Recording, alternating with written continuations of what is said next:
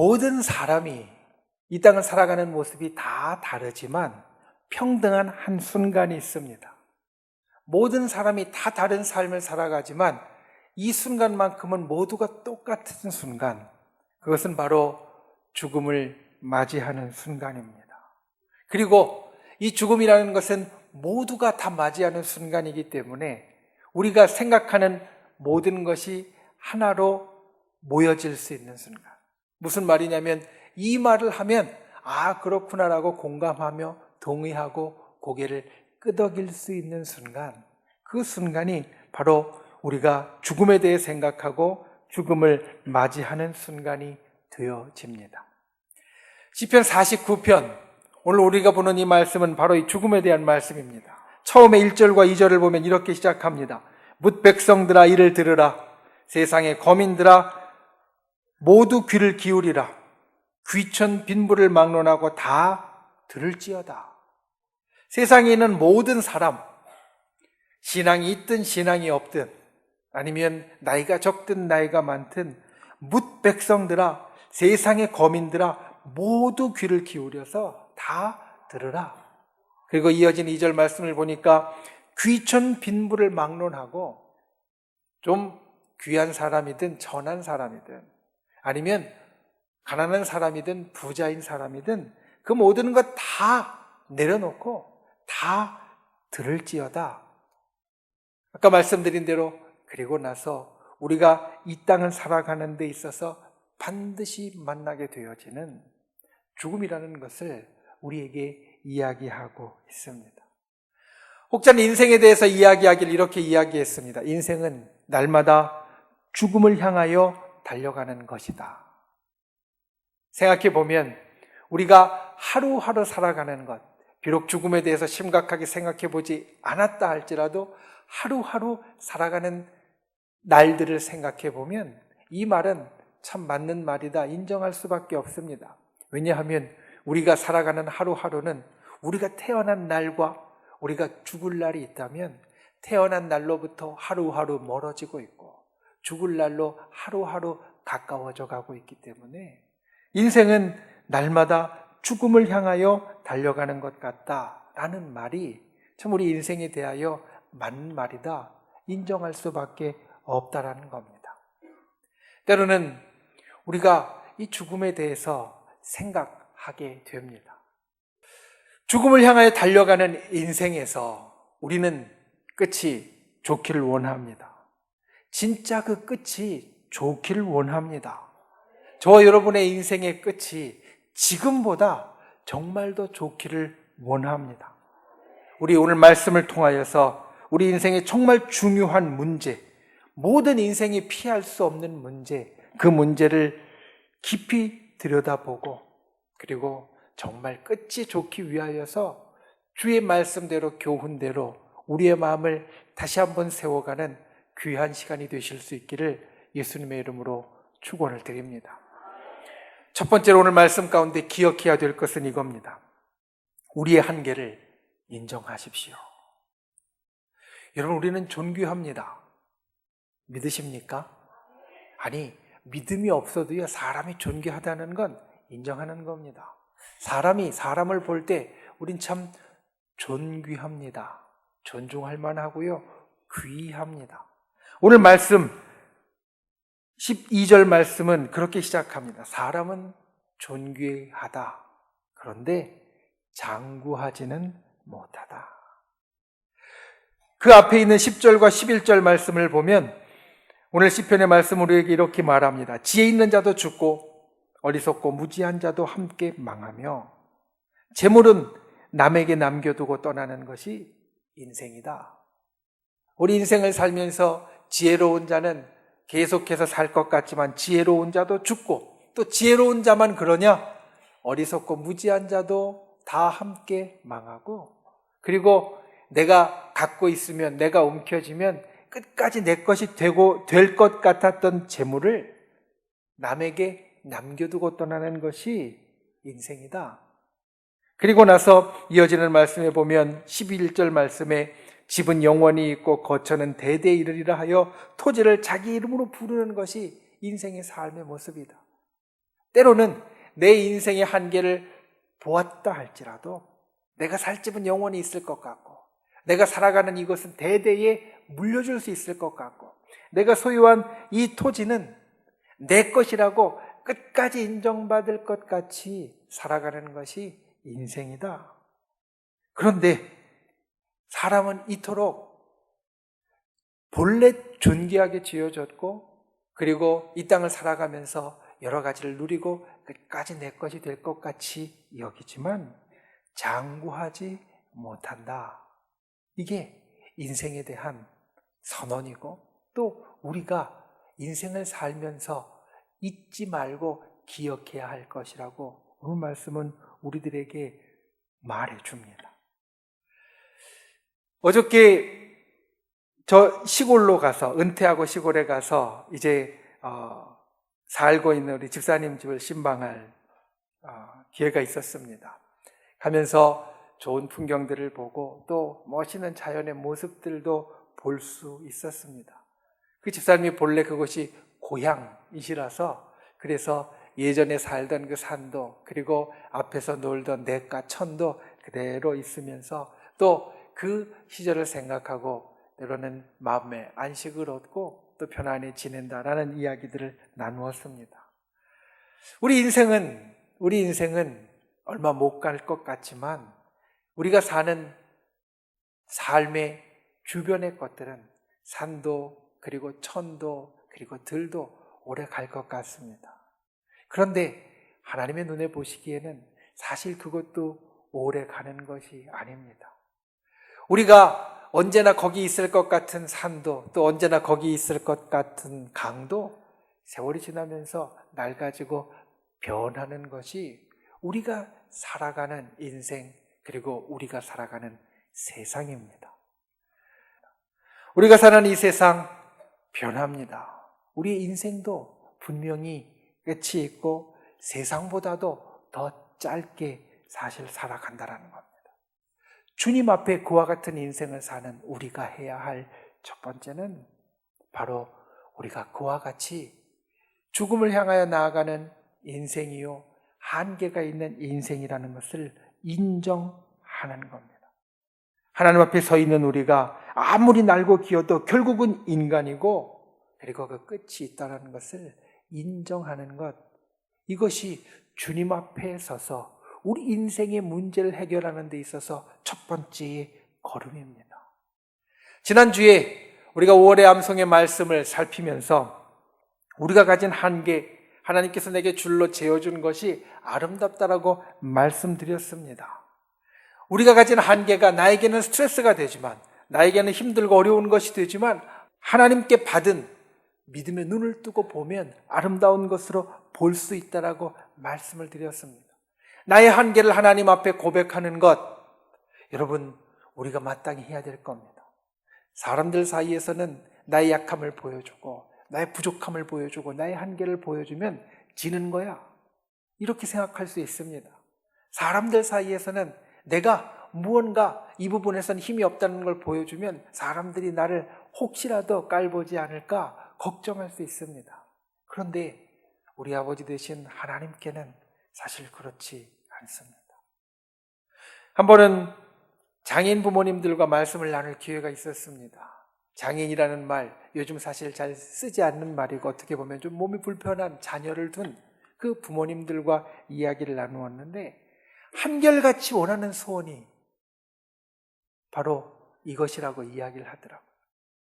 저 아이보다 하루라도 더 오래 사는 거. 내 아이가 무언가 힘들고 부족하고 또 살기에 쉽지 않은 환경을 가지고 있으니까 내가 도와주어야 하는데, 내가 먼저 세상을 떠나면 누가 저 아이를 도와줄까? 그러니 저 아이보다 하루 더 오래 사는 것, 내가 도와주어야 할 저 아이보다 하루 더 오래 사는 것이 장애아를 가진, 또 몸이 불편한 아이를 가진 부모의 똑같은 소망이다. 이와 같은 이야기를 들었습니다. 하나님이 우리를 향하여 가진 마음도 아마 같을 겁니다.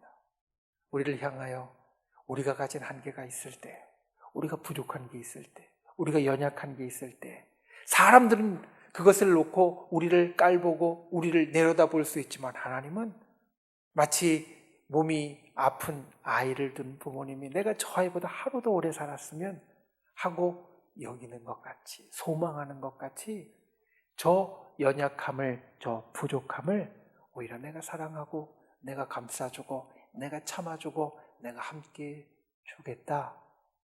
이게 하나님께서 우리를 향하여 가지신 마음이 된다는 겁니다. 성경을 보면 하나님이 우리에게 보기 원하시고 기뻐하시는 것 중에 하나를 겸손함이라고 이야기를 합니다.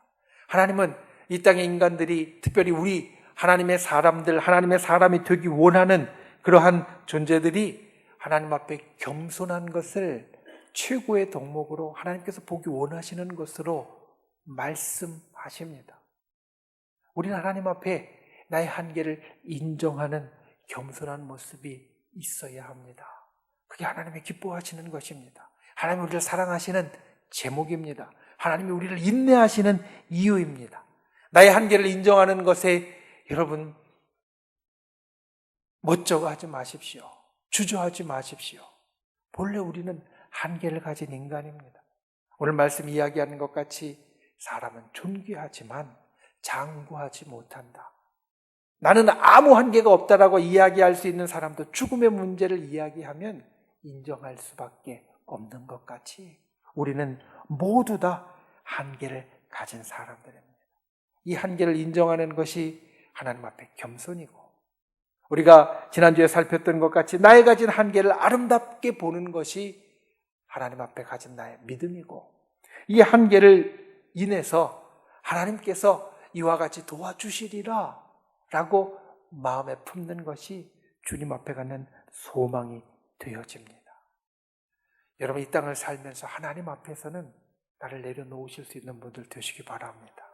나의 현실, 오늘 말씀 이야기한 모든 사람은 다 죽는다.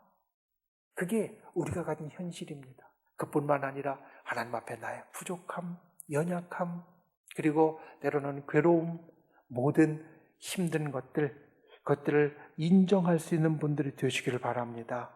나의 한계를 인정할 때 하나님 앞에 진짜 인간으로 설 수 있고, 하나님께서 우리를 더욱더 사랑하시고 인내하시며 또 우리의 겸손함을 통하여 기뻐하시는 은혜를 베풀어 주신다. 이걸 기억하고 죽음이라는 똑같은 문제 앞에 모든 사람이 인정할 수밖에 없는 것처럼 내가 하나님 앞에 나의 한계가 있음을 인정하고, 때로는 죽음이라는 것뿐만 아니라 내가 가진 나의 재능도 건강도 또 나의 상황도 때로는 나의 가족이나 나의 형편도 하나님 내게 이와 같이 한계가 있습니다 라고 인정할 수 있는 그러한 저와 여러분이 되실 수 있기를 예수님의 이름으로 부탁을 드립니다. 두 번째, 우리가 기억해야 될 것은 영혼의 문제를 해결해야 한다는 겁니다. 한계가 있는 인간, 장구하지 못하는 인간을 향하여 12절의 하반절을 이렇게 이야기합니다. 멸망하는 짐승 같도다. 좀 전에 우리가 가진 한계가 믿음의 눈으로 보면 아름답다라고 말씀을 드렸습니다. 내게 줄로 재어진 이 구역이 아름답다라는 이 다윗의 고백처럼 우리가 가진 한계가 하나님 앞에 겸손하게 나아갈 때, 하나님께서 인정하시는 것이 되어질 때 우리가 아름다운 것으로 볼 수 있다라고 이야기를 드렸습니다. 그런데 왜 우리를 짐승 같다라고 오늘 말씀은 이야기를 합니까? 그것은 우리에게 가장 기본적인 죽음이라는 이 한계를 벗어날 길이 있기 때문입니다. 한계를 벗어날 길, 한계를 벗어날 방법이 있는데 그냥 그 속에서 머무르기만 한다면 짐승같이 미련할 뿐이라는 말씀입니다. 우리 사람은 존귀합니다. 말씀드린 대로 신앙의 눈으로 볼 때에도 존귀하지만 신앙의 눈이 아니라 그냥 사람을 우리가 사람으로 볼 때에도 우리는 존귀하다라고 말합니다. 비록 여러 한계를 가지고 있지만 우리는 존귀합니다. 그런데 신앙의 눈으로, 그리고 우리가 사람이 처음 지어질 때의 그 본래의 모습을 보면 우리는 지금보다 훨씬 더 존귀했습니다. 하나님의 형상대로 만들어졌고, 그리고 지금 우리가 모두 다 갖고 있는 그 죽음이라는 한계를 가지지 않은 영생하는 존재로서 하나님은 우리를 만드셨다라는 겁니다. 믿음이 없으면 우리가 영생을 가진 자로 창조되었다라는 것을 받아들이지 못하지만, 믿음이 있으면 하나님께서 나를 지으셨다라는 것과 하나님께서 우리를 정말 존귀하게 만드셨다라는 것과 영생할 존재로, 한계가 없는 존재로 만들어 주셨다라는 것을 볼 수 있습니다. 그런데 처음에 하나님께서 정말 이렇게 존귀하게 만들어 주셨던 우리가, 인간이라는 존재가 죽음이라는 너무나 큰 한계를 가졌습니다. 그래서 짐승처럼 멸망하는 존재, 죽음이라는 한계 앞에서 어쩔 수 없는 존재가 되었습니다. 시편 102편 27절과 28절은 우리에게 이렇게 이와 같이 선포합니다. 주는 한결같으시고 주의 연대는 무궁하리이다. 주의 종들의 자손은 항상 안전히 거주하고 그의 후손은 주 앞에 굳게 서리이다.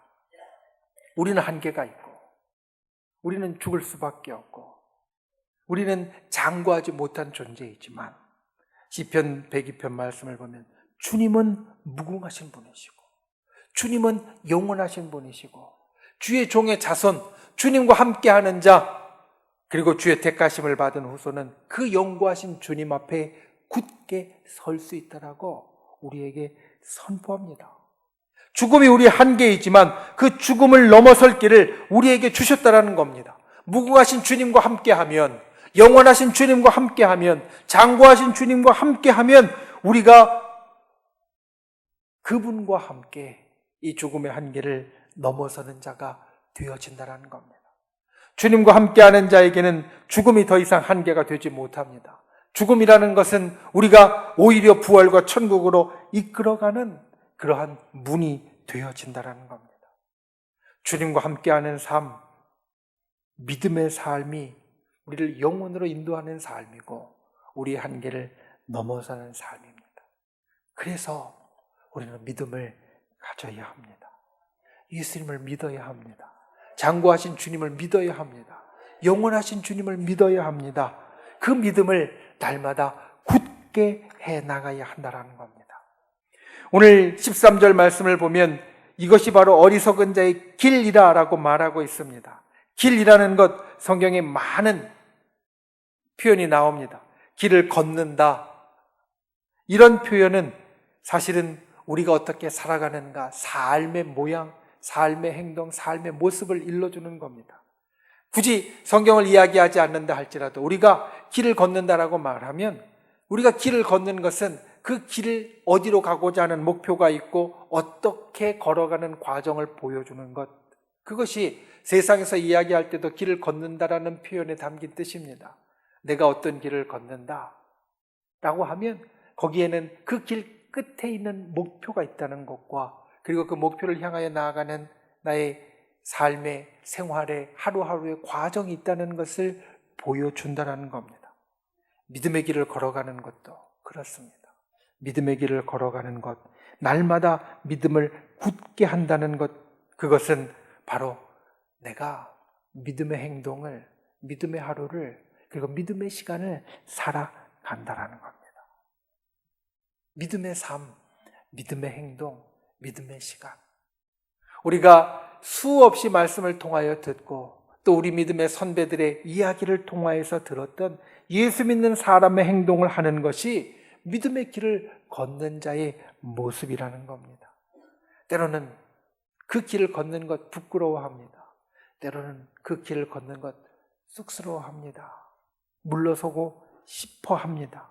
그런데 여러분, 영생과 생명이 거기에 달려 있습니다.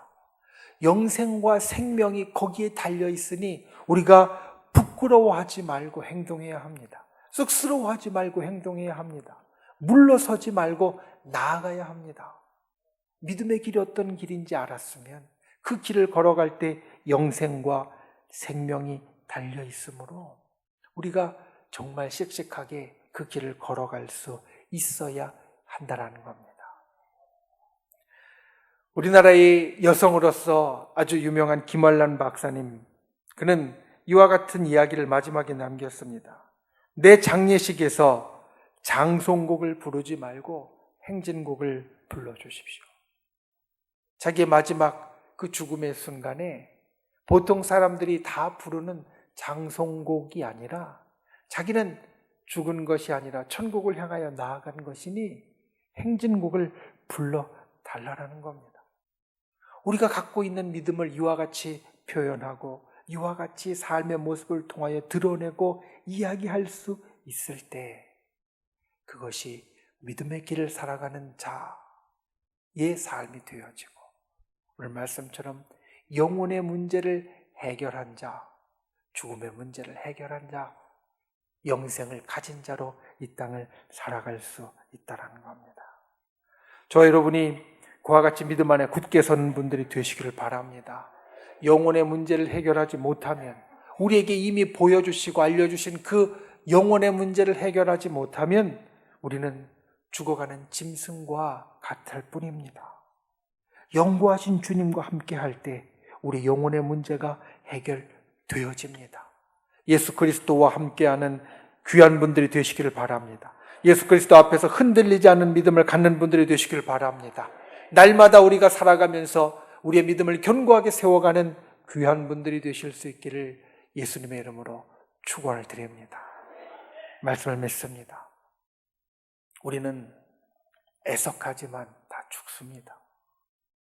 이 땅에 죽음의 길을 피할 수 있는 사람은 아무도 없습니다. 아마 여기 계신 대부분의 분들은 이제까지 살면서 한두 번은 죽음이 정말 절감되어지는 순간을 보내셨을 것이고 그 죽음에 대해서 심각하게 생각해 보신 적이 있을 겁니다. 내가 이 땅에서 아무리 부자로 살아도 때론 가난하게 살아도 귀하게 살아도 천하게 살아도 모두에게 다 이 죽음의 순간은 옵니다.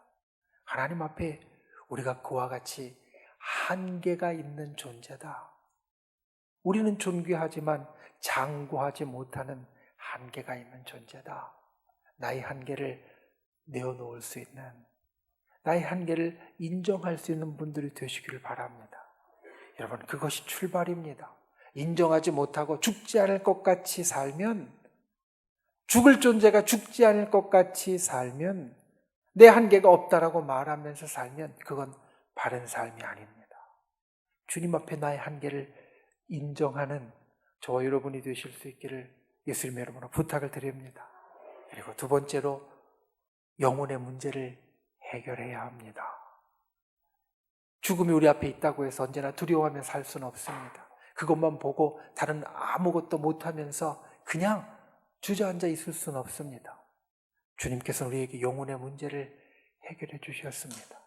사람은 장구하지 못하고 그리고 우리가 살아가는 이 세상의 산과 강도 언젠간 바뀌고 낡아지지만 주님은 무궁하시고 주님은 영원하시고 주님은 장구하신 분이라고 우리에게 말씀하시면서 그 주님과 함께 할 때 우리가 주와 같이 굳게 설 수 있다고 하신 말씀, 우리가 주를 믿는 믿음으로 영생하시는 주님과 함께 영생하는 존재가 되어질 수 있다는 말씀, 이것을 기억하고 예수 그리스도를 믿는 믿음을 언제나 굳게 하시는 분들이 되시길 바랍니다. 날마다 믿음의 삶을 살아가는 분들이 되시길 바랍니다. 생명의 문제가 달려있다는 것을 기억하고 그 믿음의 행동 앞에 주저하지 않는 분들이 되시길 바랍니다.